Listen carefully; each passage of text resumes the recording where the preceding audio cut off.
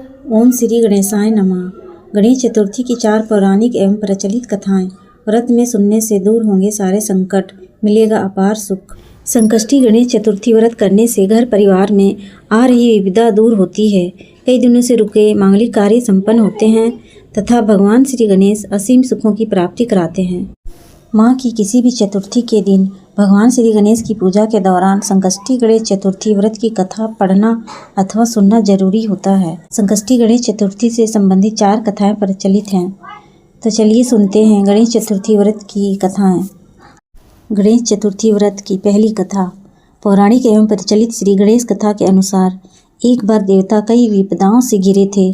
तब वह मदद मांगने भगवान शिव के पास गए। उस समय शिव के साथ कार्तिकेय एवं गणेश जी बैठे थे। देवताओं की बात सुनकर शिव जी ने कार्तिकेय व गणेश जी से पूछा कि तुम में से कौन देवताओं के कष्टों का निवारण कर सकता है। तब कार्तिकेय व गणेश जी दोनों ने ही स्वयं को इस कार्य के लिए सक्षम बताया। इस पर भगवान शिव ने दोनों की परीक्षा लेते हुए कहा कि तुम दोनों में से जो सबसे पहले पृथ्वी की परिक्रमा करके आएगा वही देवताओं की मदद करने जाएगा। भगवान शिव के मुख से यह वचन सुनते ही कार्तिकेय अपने वाहन मोर पर बैठकर पृथ्वी की परिक्रमा के लिए निकल गए। परंतु गणेश जी सोच में पड़ गए कि वह चूहे के ऊपर चढ़कर सारी पृथ्वी की परिक्रमा करेंगे तो इस कार्य में उन्हें बहुत समय लग जाएगा। तभी उन्हें एक उपाय सूझा। गणेश अपने स्थान से उठे और अपने माता पिता की 7 बार परिक्रमा करके वापस बैठ गए। परिक्रमा करके लौटने पर कार्तिकेय स्वयं को विजेता बताने लगे। तब शिव जी ने श्री गणेश से पृथ्वी की परिक्रमा न करने का कारण पूछा। तब गणेश जी ने कहा, माता पिता के चरणों में ही समस्त लोक है। यह सुनकर भगवान शिव ने गणेश जी को देवताओं के संकट दूर करने की आज्ञा दी। इस प्रकार भगवान शिव ने गणेश जी को आशीर्वाद दिया कि चतुर्थी के दिन जो तुम्हारा पूजन करेगा और रात्रि में चंद्रमा को अर्घ्य देगा उसके तीनों ताप यानी दैहिक ताप, देविक ताप तथा भौतिक ताप दूर होंगे। इस व्रत को करने से व्रतधारी के सभी तरह के दुख दूर होंगे और उसे जीवन के भौतिक सुखों की प्राप्ति होगी। चारों तरफ से मनुष्य की सुख समृद्धि बढ़ेगी। पुत्र पौत्र आदि धन ऐश्वर्य की कमी नहीं रहेगी। गणेश चतुर्थी व्रत की दूसरी कथा। एक समय की बात है, राजा हरिश्चंद्र के राज्य में एक कुम्हार था। वह मिट्टी के बर्तन बनाता लेकिन वे कच्चे रह जाते थे। एक दिन पुजारी की सलाह पर उसने एक समस्या को दूर करने के लिए एक छोटे बालक को मिट्टी के बर्तनों के साथ आंव में डाल दिया। उस दिन संकष्टी चतुर्थी का दिन था। उस बच्चे की माँ अपने बेटे के लिए परेशान थी। उसने गणेश जी से बेटे की कुशलता की प्रार्थना की। दूसरे दिन जब कुम्हार ने सुबह उठकर देखा तो आंव में उसके बर्तन तो पक गए थे लेकिन बच्चे का बाल बांका भी नहीं हुआ था। वह डर गया और राजा के दरबार में जाकर सारी घटना बताई। इसके बाद राजा ने उस बच्चे और उसकी माँ को बुलवाया तो माँ ने सभी तरह के विघ्न को दूर करने वाली संकष्टी चतुर्थी का वर्णन किया। इस घटना के बाद से महिलाएं संतान और परिवार के सौभाग्य के लिए संकट चौथ का व्रत करने लगी। संकष्टी चतुर्थी की तीसरी कथा। एक समय की बात है कि भगवान विष्णु का विवाह लक्ष्मी जी के साथ निश्चित हो गया। विवाह की तैयारी होने लगी। सभी देवताओं को निमंत्रण भेजे गए परंतु गणेश जी को निमंत्रण नहीं दिया। कारण जो भी रहा हो, अब भगवान विष्णु की बारात जाने का समय आ गया। सभी देवता अपनी पत्नियों के साथ विवाह समारोह में आए। उन सबने देखा कि गणेश जी कहीं नहीं दिखाई दे रहे हैं। तब वे आपस में चर्चा करने लगे कि क्या गणेश जी को नहीं न्योता है या स्वयं गणेश जी नहीं आए हैं। तो इस बात पर आश्चर्य होने लगा। तभी सबने विचार किया कि विष्णु भगवान से ही इसका कारण पूछा जाए। विष्णु भगवान से पूछने पर उन्होंने कहा कि हमने गणेश जी के पिता भोलेनाथ महादेव को न्योता भेजा है। यदि गणेश जी अपने पिता के साथ आना चाहते तो आ जाते। अलग से न्योता देने की कोई आवश्यकता भी नहीं थी। दूसरी बात यह है कि उनको 1.25 मन मूंग, 1.25 मन चावल, 1.25 मन घी और 1.25 मन लड्डू का भोजन दिन भर में चाहिए। यदि गणेश जी नहीं आएंगे तो कोई बात नहीं।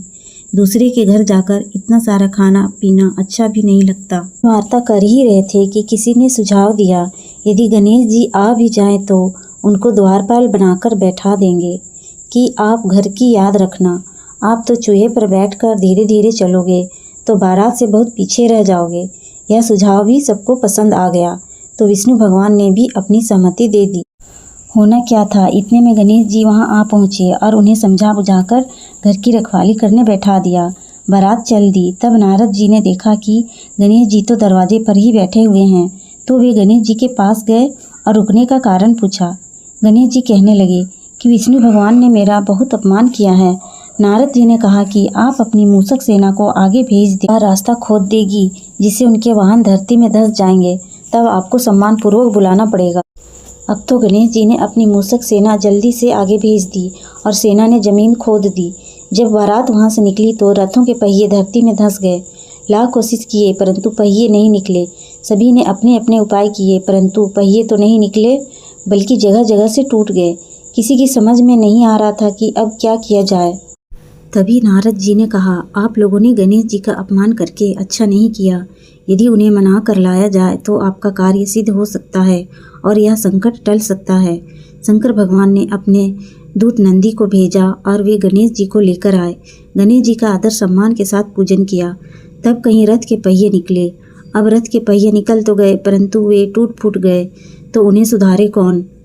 पास के खेत में खाती काम कर रहा था, उसे बुलाया गया। खाती अपना कार्य करने के पहले श्री गणेशाय नमः कहकर गणेश जी की वंदना मन ही मन करने लगा। देखते ही देखते खाती ने सभी पहियों को ठीक कर दिया। तभी खाती कहने लगा कि हे देवताओं, आपने सर्वप्रथम गणेश जी को नहीं मनाया होगा और न ही उनकी पूजा की होगी, इसीलिए तो आपके साथ यह संकट आया है। हम तो मूर्ख अज्ञानी हैं, फिर भी पहले गणेश जी को पूजते हैं और उनका ध्यान करते हैं। आप लोग तो देवतागण हैं, फिर भी आप गणेश जी को कैसे भूल गए। अब आप लोग भगवान श्री गणेश जी की जय बोलकर जाएं तो आपके सब काम बन जाएंगे, कोई संकट भी नहीं आएगा। ऐसा कहते हुए बारात वहाँ से चल दी और विष्णु भगवान का लक्ष्मी जी के साथ विवाह संपन्न करा के सभी सकुशल घर लौट आए। हे गणेश जी महाराज, आपने विष्णु को जैसो कारज सारियो, ऐसे कारज सबको सिद्ध कर जो। बोलो गजानन भगवान की जय। गणेश चतुर्थी की चौथी कथा। श्री गणेश चतुर्थी व्रत की पौराणिक कथा के अनुसार एक बार भगवान शिव तथा माता पार्वती नर्मदा नदी के किनारे बैठे थे। वहाँ माता पार्वती ने भगवान शिव से समय व्यतीत करने के लिए चौपड़ खेलने को कहा।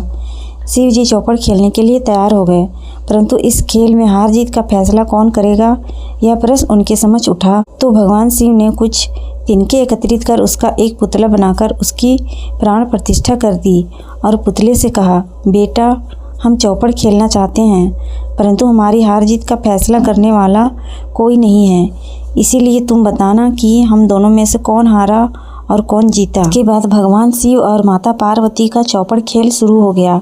यह खेल 3 बार खेला गया और संयोग से तीनों बार माता पार्वती ही जीत गईं।